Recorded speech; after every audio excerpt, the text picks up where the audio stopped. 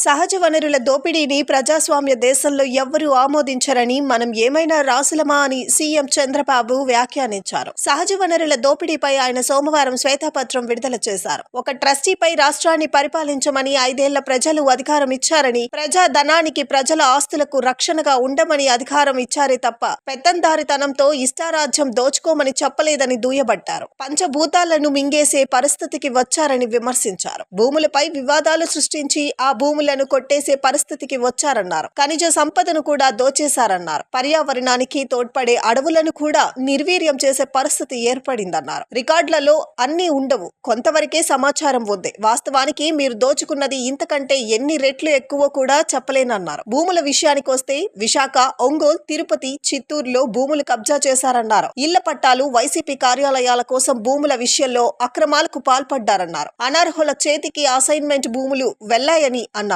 ఏకంగా భూముల సరిహద్దులే మార్చేశారని, వీళ్ళ అక్రమాలకు ఏపీ ల్యాండ్ టైటిలింగ్ యాక్ట్ ను పరాకాష్ఠగా చెప్పాలన్నారు. అవినీతి అనేది సహజ వనరులు ఏ విధంగా దోచుకోగలుగుతారు,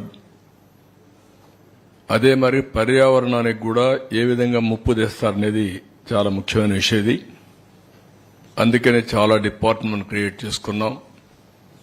ప్రభుత్వం చెక్స్ అండ్ బ్యాలెన్సెస్ పెట్టుకొని పర్యావరణానికి ఎక్కడా ముప్పు రాకుండా, తద్వారా సహజ వనరుల్ని సద్వినియోగం చేసుకోవడానికి ముందుకు పోతాం. కానీ ప్రభుత్వం వచ్చిన తర్వాత మీరు చూస్తే దేన్ని వదిలిపెట్టలేదు, పంచభూతాల్ని మింగేసే పరిస్థితికి వచ్చారు. ల్యాండ్స్ విషయంలో చాలా పెద్ద ఎత్తున ఈ ఆధునిక ప్రపంచంలో అభివృద్ధి చెందే క్రమంలో భూములకు విలువ పెరుగుతుంది. అలాంటి భూములన్నీ పెద్ద ఎత్తున లిటిగేషన్ క్రియేట్ చేసి కొట్టేయడం, భూగర్భ ఖనిజ సంపద కొన్ని వందల సంవత్సరాలు భూమిలో ఉండే కెమికల్స్ రియాక్షన్స్ కానీ అన్ని అవి ఖనిజ సంపద తయారవుతుంది. అలాంటి ఖనిజ సంపదని దోచేయడం, ఫారెస్ట్ని ఒక డిపార్ట్మెంటే, ఒక సర్వీసే పెట్టుకున్నాం మనం. ఈరోజు Indian forest service, IAS, IPS తర్వాత ఐఎఫ్ఎస్ ఉంది. ఎప్పుడు కూడా ఫారెస్ట్ అంతా కూడా చాలా కంట్రోల్ చేసి వాతావరణానికి ముప్పు రాకుండా పర్యావరణాన్ని పరిరక్షిస్తూ ముందుకు పోతారు. అలాంటి చూస్తే అడవులను కూడా ఇష్టానుసారంగా నిర్వీర్యం చేసే పరిస్థితికి వచ్చారు. ఎక్కడికక్కడ అడవులను కూడా ధ్వంసం చేసే పరిస్థితికి వచ్చారు. ఇవన్నీ కూడా బ్రాడ్గా మాకొచ్చిన సమాచారం, అది కూడా ప్రజలందరికీ విజ్ఞప్తి చేస్తున్నా. రికార్డులు అన్నీ ఉండవు, కొంతవరకే వచ్చాయి. వాస్తవంగా దీనికంటే కొన్ని రెట్లు, ఎన్ని రెట్లను కూడా చెప్పలేను. డబుల్ ఉన్నాయా, త్రిబుల్ ఉన్నాయా, 4 times ఉన్నాయా, వాస్తవాలు అక్కడి నుంచి వస్తే తప్ప మనం అన్ని కూడా వాస్తవాలను ఎస్టాబ్లిష్ చేసే పరిస్థితులు లేవు. అది నేను అప్పీల్ కూడా చేస్తాను పబ్లిక్కి. వారు అప్పీల్ చేసిన తర్వాత ఏం చేయాలో నిర్ణయిస్తాం. నెక్స్ట్, ఇక్కడ ల్యాండ్, భూములు, అదే మరి మైన్స్, మినరల్స్, అదే మరిగా అటవీ సంపద, ఈ 3 విషయాలు కూడా కూలంకుషంగా ఈరోజు మనం చర్చిస్తున్నాం. నెక్స్ట్, ఇక్కడ చూస్తే ఒక వినూత్నమైన పందా ఎంపిక చేసుకున్నారు నేరస్తులు. అందులో కూడా ఆర్థిక ఉగ్రవాదులు ఎలాంటి పందాన్ని ఎంపిక చేసుకుంటారనుకోనికి ఇది ఒక ఉదాహరణ. ఇవన్నీ కూడా మీరు చూస్తే ఒక పక్క పట్టణ ప్రాంతాల్లో ఉండే భూములు, నేను ఎగ్జాంపుల్ మాత్రం ఇస్తున్నా, ఇంకా చాలా ఉన్నాయి. కావలి, నెల్లూరు, ఏ టౌన్ చూసినా, ఈవెన్ ధర్మవరం మీరు చూశారు, మార్నింగ్ వాక్ ఏం చేశాడు. కాబట్టి అవన్నీ ఉన్నాయి. మా వాళ్ళు అవన్నీ కంపేర్ చేయలేకపోయారు, అవన్నీ కూడా కంపేర్ చేస్తాం.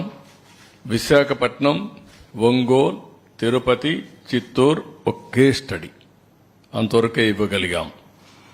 అదే మరి కొత్తగా ఒక మెథడ్ ఎస్టాబ్లిష్ చేశారు.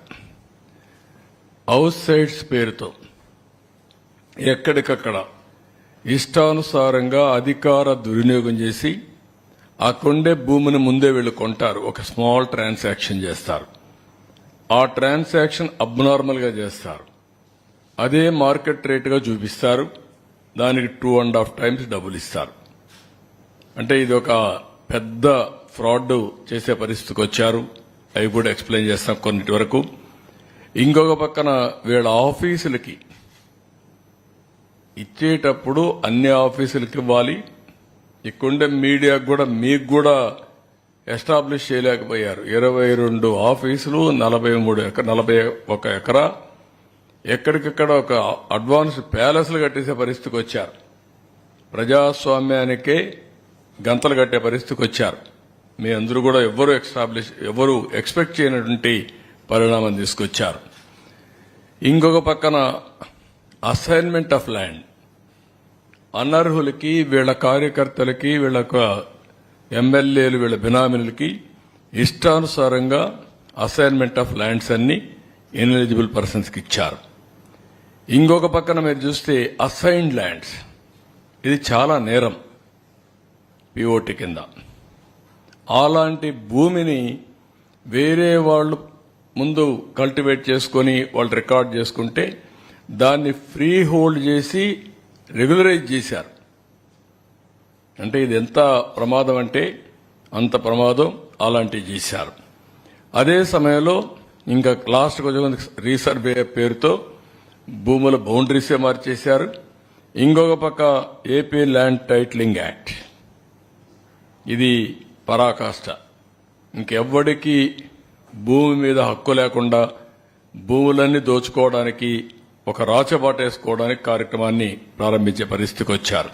విశాఖలో రామానాయుడు స్టూడియోకి ఇచ్చిన భూములను అక్రమంగా నివాస స్థలాలకు కేటాయించి అందులో వాటా కొట్టేశారన్నారు. ఓల్డేజ్ హోమ్ కోసం హయగ్రీవ సంస్థకు ఇచ్చిన 12.51 ఎకరాల భూమిని అప్పటి MP MVV Satyanarayana residential development కింద మార్చి అందులో వాటా కొట్టేసే ప్రయత్నం చేశారని అన్నారు. కోట్ల విలువ చేసే 15 ఎకరాల భూములను కేవలం ₹1,00,000 చొప్పున శారదా పీఠానికి కట్టబెట్టారని అన్నారు. సాహి హియరింగ్ కేర్ సంస్థకు ఎకరా భూమిని ఉచితంగా ఇచ్చేశారని అన్నారు. ఒంగోలులోనూ 101 కోట్ల విలువ చేసే భూ అక్రమాలు జరిగాయని చెప్పారు. కుటుంబ వివాదాలు ఉన్న భూములు, యాజమాన్య హక్కులు లేని ప్రైవేటు భూములు, బీడు భూములు, ప్రభుత్వ స్థలాలను వైసీపీ నేతలు గుర్తించి వాటిని చేజిక్కించుకునేలా అక్రమాలకు పాల్పడ్డారని అన్నారు. తిరుపతి నగరంలో ఉన్నవన్నీ సెటిల్మెంట్ భూములే, మఠం భూములు కూడా ఉన్నాయి. 22A ఉపయోగించి ఈ భూములను కొట్టేసే పరిస్థితికి వచ్చారన్నారు. తిరుపతి, రేణిగుంట పరిసర ప్రాంతాల్లో ఈ తరహా భూ దోపిడీ సాగించారని అన్నారు. కాలువ, పోరంబోకు భూములు, చెరువు భూములు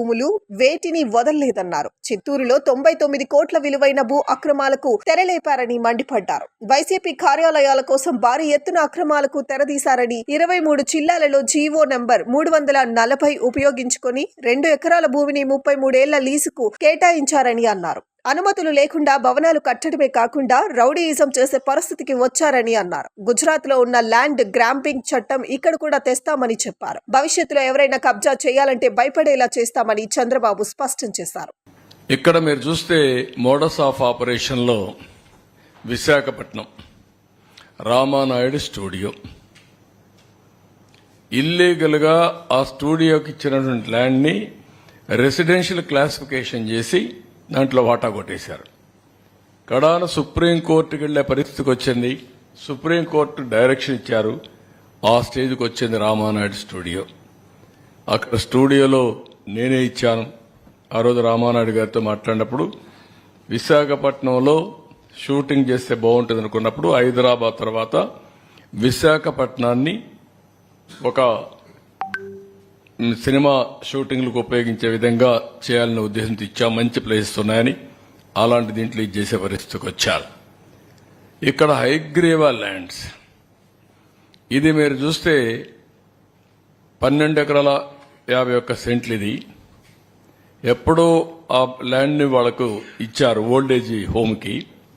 దాన్ని రెసిడెన్షియల్ డెవలప్మెంట్కి మార్చి ఎంవివి సత్యనారాయణ ఎంపీ కొట్టేసే పరిస్థితికి వచ్చాడు. ఓల్డేజ్ హోమ్ను కూడా వదిలిపెట్టలేదు కడాన. మామూలు భూములు కాదు ఇవన్నీ, అలాంటి గనులు అన్నమాట వీళ్ళు. ఇంకో పక్క శారదాపీఠం ఒక ₹1,00,000 ఎకరా, ఆడైతే మంచి వాల్యూ ఉంది. 40 కోట్ల 50 కోట్ల తెలియదు, 15 ఎకరాలు కొత్త వలస భీముల్లో. ఇంకొక పక్క షాహీ హియరింగ్ కేర్ అని 1 ఎకరా 15 కోట్లుంటే ఫ్రీగా వీళ్ళ సొంత సొమ్ము అయినట్టు దానం చేసే పరిస్థితికి వచ్చారు. నెక్స్ట్, ఇంకో పక్క దస్బల్లా ల్యాండ్స్, వాళ్ళకి ఆ భూములు వచ్చాయి. ఆ భూములు సుప్రీంకోర్టు వరకు పోయి ఫైట్ చేసి వస్తే రాణి ఆఫ్ వధ్వాన్ అనే అండ్ ఏజెన్సీ పేరుతో వాళ్ళకి లింక్ లేకపోయినా దాన్ని అపార్ట్మెంట్స్ తీసేసుకొని కన్స్ట్రక్ట్ చేసే పరిస్థితికి వచ్చారు. It is total illegal. వీళ్ళు ఇష్ట ప్రకారం బలవంతంగా ఆర్మ్ ట్విస్ట్ చేసి ఆ భూ కబ్జా చేసి వీళ్ళు అపార్ట్మెంట్స్ కట్టే పరిస్థితికి వచ్చారు. ఎంవివి ఎంకే హౌసింగ్, ఈ హౌసింగ్ చూస్తే ఎంపీ ఇంకా అద్దె లేదు, ఏమైనా చేయించేనా. అక్కడ అపార్ట్మెంట్ డెవలప్మెంట్ కోసం 10 ఎకరాల 57 సెంట్లు ఏది కోర్మన్నపాలెం ల్యాండ్ ఓవర్స్ చీట్ చేసి 0.96% ప్రాజెక్టుల షేర్. ఎక్కడైనా ఇది జరుగుతుందా ప్రపంచంలో అడుగుతున్నారు. అంటే ఎంత దౌర్జన్యం, ఎంత అరాచకం, ఎంత విధ్వంసం అంటే ఇవన్నీ పరాకాష్ట అన్నమాట. ఇంకో పక్క ఎంవివి పీక్